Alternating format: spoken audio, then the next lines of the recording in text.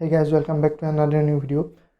তো guys, 5 অক্টোবৰৰ পৰা আৰম্ভ হোৱা ক্ৰিকেট ৱৰ্ল্ড কাপৰ এই মেটচ 19 নৱেম্বৰ অৰ্থাৎ যোৱাকালি সামৰণি পৰে আৰু কালি সামৰণিৰ এই ফাইনেল মেটচখনত অষ্ট্ৰেলিয়া আৰু ইণ্ডিয়াৰ মাজত যি ৰোমাঞ্চকৰ ফাইনেল হৈছিলে এই মেটচখন আমি সকলোৱে উপভোগ কৰিলোঁ আৰু দেখা পালোঁ যে অষ্ট্ৰেলিয়াই কিদৰে খেলৰ আৰম্ভণিৰে পৰা ভাৰতক সম্পূৰ্ণৰূপে ডমিনেট কৰি আছিলে আৰু কিদৰে প্ৰথমে বেটিং কৰি ভাৰতে 240 ৰান কৰিছিল আৰু অষ্ট্ৰেলিয়াক 241 ৰানৰ টাৰ্গেট বান্ধি দিছিল আৰু অষ্ট্ৰেলিয়াই কিদৰে 241 ৰানৰ টাৰ্গেটটো অতি সহজে চেছ কৰি পেলাই ষষ্ঠবাৰৰ বাবে এই বিশ্বকাপ ক্ৰিকেটৰ খিতাপ দখল কৰিবলৈ সক্ষম হৈছিল। এয়া আমি সকলোৱে দেখিলোঁ আৰু যোৱা 5 অক্টোবৰৰ পৰা আৰম্ভ হোৱা এই ক্ৰিকেট বিশ্বকাপৰ এই মহাৰণখনত আমি বিভিন্ন ধৰণৰ দলবোৰৰ খেলৰ মাজত বিভিন্ন ধৰণৰ সৰু ডাঙৰ ঘটনা পৰিঘটনাৰ সাক্ষী হ'ব পাৰিলোঁ।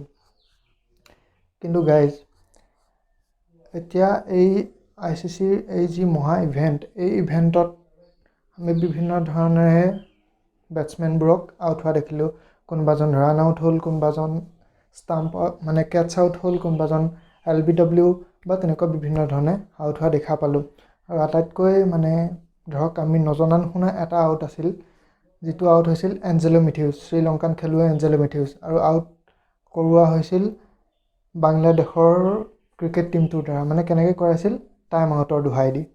তো আমি মাত্ৰ 2-3টামান নিয়ম জানো, ধৰক stump out, catch out, run out আদি কৰি 2-3টামান নিয়ম জানো, কিন্তু মুঠ 12টা নিয়ম বৰ্তমান আছে, যিকেইটা নিয়ম ICCৰ দ্বাৰা প্ৰৱৰ্তন কৰা অৰ্থাৎ ইণ্টাৰনেশ্যনেল ক্ৰিকেট কাউন্সিলে প্ৰৱৰ্তন কৰা মুঠেই 12টা নিয়ম কি আজিৰ ভিডিঅ'টোত মই তাকে কৰাৰ চেষ্টা কৰিম। আশা কৰোঁ আপোনালোকসকলে ভিডিঅ'টো চাই ভাল পাব। যদি ভিডিঅ'টো চাই ভাল পায় তেতিয়াহ'লে ভিডিঅ'টো লাইক কৰি কমেণ্ট কৰি শ্বেয়াৰ কৰি চেনেলটো ছাবস্ক্ৰাইব কৰিবলৈ নাপাহৰিব। তাৰবিলাক আমি ভিডিঅ'টো আৰম্ভ কৰোঁ। গাইজ প্ৰথম নিয়মটোতো হৈছে বোল্ড আউট। বোল্ড আউট প্ৰায় সকলোৱে আমি বোল্ড বুলি ক'লে আমি সকলোৱে বুজিয়ে পাওঁ, কিন্তু যিসকলে ধৰক ক্ৰিকেট খেল চাই কিন্তু ইমান বুজি নাপায় সেইসকলৰ বাবে মই আকৌ কৈ দিছোঁ যে বোল্ড আউট হৈছে যেতিয়া এজন বলাৰে এটা বল কৰে আৰু সেই বলটো গৈ পেলাই চিধা যেতিয়া ষ্টাম্পত লাগেগৈ তেতিয়া তাক ক্লিন বোল্ড বুলি কোৱা হয়। কিন্তু যদি সেই বলটো গৈ বেটছমেনজনৰ গ্লভছত বা পেডত বা বেটত লগাৰ পিছত গৈ যদি সেই ষ্টাম্পত লাগি ষ্টাম্প খহি পৰে তেতিয়া তাক বোল্ড আউট বুলি কোৱা হয়। 2 নম্বৰটো হৈছে কেটছ আউট। কেটছ আউটটোতো আমি সকলোৱে জানোৱেই, যেতিয়া এজন বলাৰে বল কৰে আৰু সেই বলটো এজন বেটাৰে মাৰি পঠিয়ায় আৰু বলটো ওপৰলৈ উৰি যায় আৰু মাটিত পৰাৰ আগতে যেতিয়া কোনো এজন ফিল্ডাৰে সেই বলটো ওপৰতে কেটছ কৰিবলৈ সক্ষম হয়, ওপৰতে ধৰিবলৈ সক্ষম হয়, তেতিয়া সেইটোক কেটছ আউট বুলি কোৱা হয়। আৰু 3 নম্বৰটো হৈছে ষ্টাম্প আউট। ষ্টাম্প আউটটো হৈছে যেতিয়া এজন বেটাৰে এটা বল খেলিবৰ কাৰণে ক্ৰিজৰ পৰা বহু আগলৈ ওলাই আহে আৰু বলটো বেটাৰজনে খেলিব নোৱাৰে আৰু সেই বলটো গৈ উইকেট কিপাৰজনৰ হাতত লাগে আৰু উইকেট কিপাৰজনে যেতিয়া সেই বলটোক ধৰি পেলাই যেতিয়া ষ্টাম্প খহাই দিয়ে তেতিয়া সেইটোক ষ্টাম্প আউট বুলি কোৱা হয়। আৰু 4ৰ্থটো হৈছে হিট দ্য বল টুৱাইচ, অৰ্থাৎ বলটো যেতিয়া এজন বেটাৰে দুবাৰ মাৰে। ধৰক এজন বেটাৰে বেট ধৰি আছে, বলাৰে বল কৰিলে, বলটো বেটাৰজনে মাৰি পঠিয়ালে, কিন্তু ধৰক তেওঁ এনেকুৱা ভাৱ হ'ল যে বলটো গৈ পেলাই ষ্টাম্পত লাগিব। তো তেতিয়া যদি সেই বেটাৰজনে বলটো পুনৰাই সেই ষ্টাম্পৰ আগৰ পৰা মাৰি পঠিয়ায় তেতিয়াহ'লে সেই বেটাৰজনক হিট দ্য বল টুৱাইচৰ ৰুলত পেলাই আউট কৰি দিব পাৰে আম্পায়াৰে। তো তাৰপিছত আছে হিট উইকেট। 5 নম্বৰ নিয়মটো হৈছে হিট উইকেট।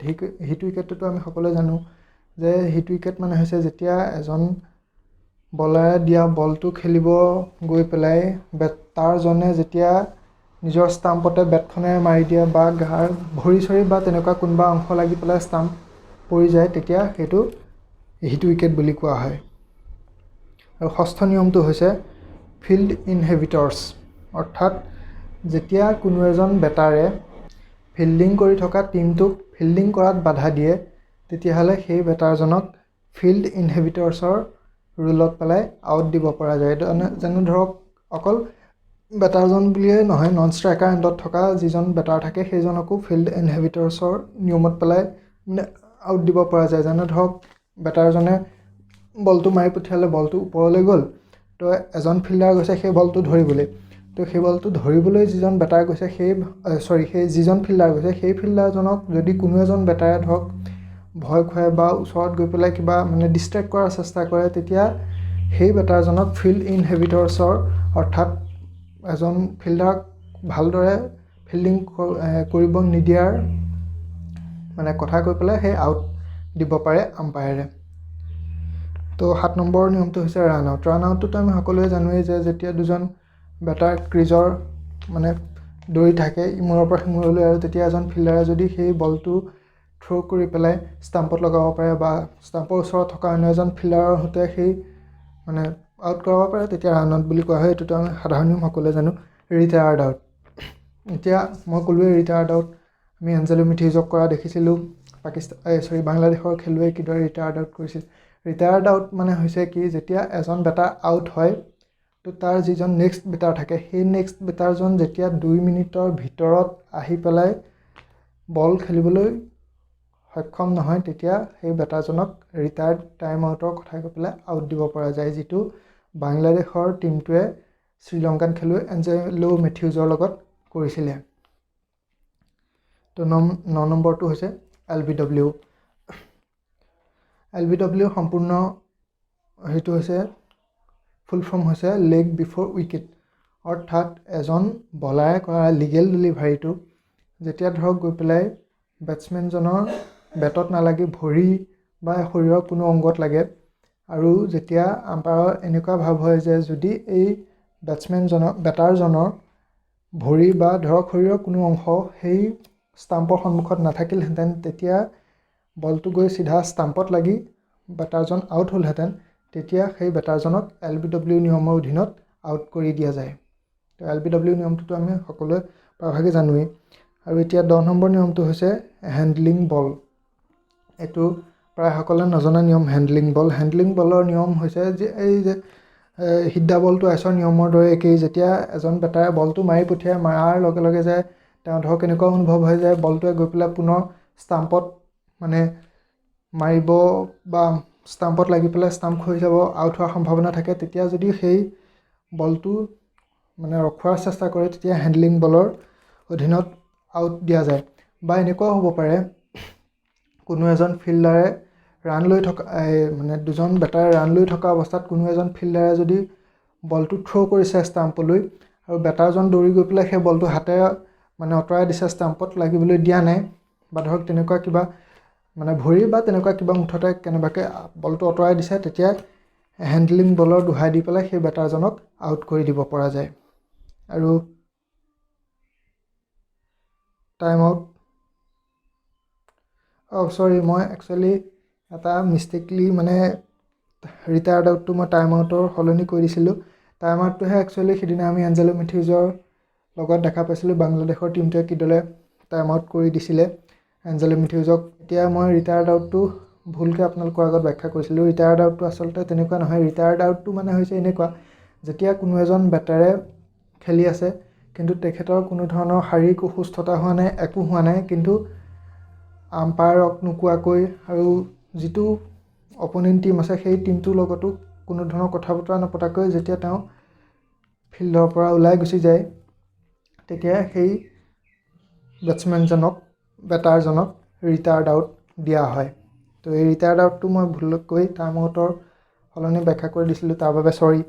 আৰু একেবাৰে শেষৰ যিটো নিয়ম আছে সেইটো হৈছে মেন কাটিং আউট।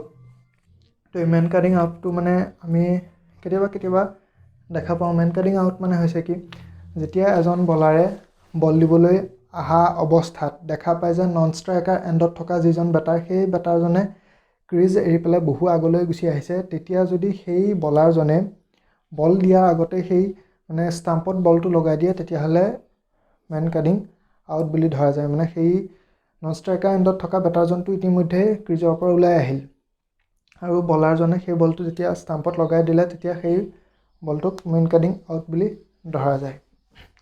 তো ইয়াৰ লগতে আৰু এটা মই কৈ দিওঁ, ৰিটায়াৰ্ড হাৰ্ট, যিটো শুভমন গিল আমি হোৱা দেখিছিলোঁ নিউজিলেণ্ডৰ বিৰুদ্ধে ছেমিফাইনেল খেলি থকা অৱস্থাত। ৰিটায়াৰ্ড হাৰ্ট মানে হৈছে যেতিয়া কোনো এজন বেটাৰে বেট ধৰি থকা অৱস্থাত মানে কিবা কাৰণত দুখ পাই আঘাতপ্ৰাপ্ত হৈ খেলিব নোৱাৰা অৱস্থা হয়, তেতিয়া সেই বেটাৰজনে মানে আম্পায়াৰক কৈ বা যিটো টীমৰ বিৰুদ্ধে খেলি থাকে সেই টীমটো কৈ পেলাই তেখেত মানে সুস্থ নোহোৱা পৰ্যন্ত ক্ৰিজৰ বাহিৰলৈ ওলাই যাব পাৰে আৰু তাৰ সলনি এজন নতুন বেটছমেন আহি পেলাই খেলিবহি আৰু যেতিয়া সেই বেটাৰজনে সম্পূৰ্ণৰূপে শাৰীৰিকভাৱে সুস্থ হৈ যাব তেতিয়া তেওঁ পুনৰ আহি পেলাই খেলিবহি পাৰে, যিটো আমি নিউজিলেণ্ড ভাৰ্চেছ ভাৰতৰ যিখন ছেমিফাইনেল মেটচ হৈছিল তাত আমি দেখা পাইছিলোঁ। তো এইখিনিয়ে আছিলে মানে ICCৰ দ্বাৰা বৰ্তমান সময়ত এজন বেটাৰক আউট কৰাৰ যিখিনি নিয়ম ধাৰ্য কৰি থোৱা হৈছে এইখিনি আছিলে সেই নিয়মখিনি। তো আশা কৰোঁ আপোনালোকসকলে ভিডিঅ'টো চাই ভাল পালে, যদি ভাল পালে ভিডিঅ'টো লাইক কৰিব, কমেণ্ট কৰি শ্বেয়াৰ কৰি চেনেলটো ছাবস্ক্ৰাইব কৰিবলৈ নাপাহৰিব। নাজানো কিমানখিনি আপোনালোকক বুজাব পাৰিলোঁ। তো লগ পাম নতুন ভিডিঅ'ত, তেতিয়ালৈ টাটা বাই বাই।